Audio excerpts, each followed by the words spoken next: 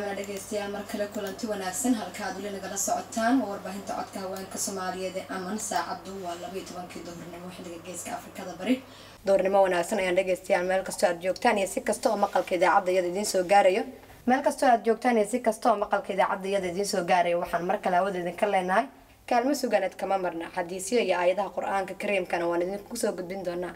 idaacadda intaan ku guda jirno waxaan farsameyn doontaa farsamayaqaanadeena Caaliya Maxamed Cusmaan waxaan u doortay inaan wariye noqdo waxaan doonayaa codka ummadeeda gaar ahaan dumarka Soomaaliyeed inaan sar u qaado oo u hadlo dadka dhibanayaasha iyo dadka codkooda aan meel ka fog gaari karin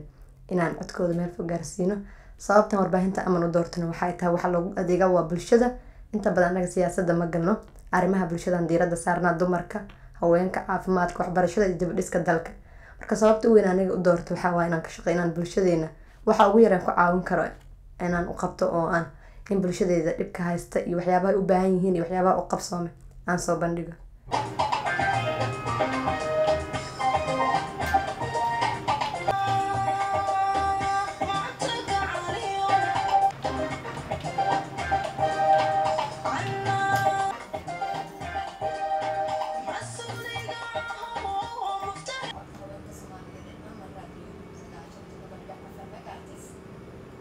caqabado waa ay jirtaa marmar barnaamijyadii xilligooda la taagan yahay caqabad kombiyuutarka ee ka timaado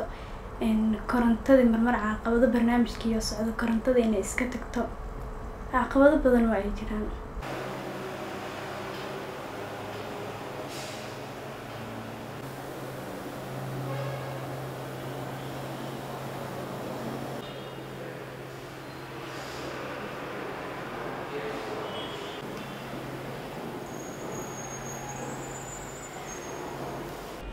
horta hol marka la bilaabayo oo dhacaysa in caqabado la kulmo oo dhibaatooyin la kulmo waxa dhici jirta marka barnaamijyada aan sameyn jirnay hore toole gabdhaha in la yiraahdo barnaamijka maxaa u sameynaysaa gabar tahay maxaa u sameynaysaa ku falaysa maxay tahay qaarkood marka ay soo bandhigaan fikir ah in ay jecel yihiin aragtida mustaqbalka sida ay noqon doonto in raadiyo cod haween la sameeyo sida ay u dareemayaan oo kale waxay dhici jireen in yani waxa aysan ahayn wax suurtagal ah habeenka xalay ah oo kale tagay ay tahay inay gabar wax sameyso ama ay soo bandhigto wax qariib ah loo arki jiray yani oo dhib badan laakiin waa laga soo gudbay in inta barnaamijyada la soo sameeyo hawsha la soo qabto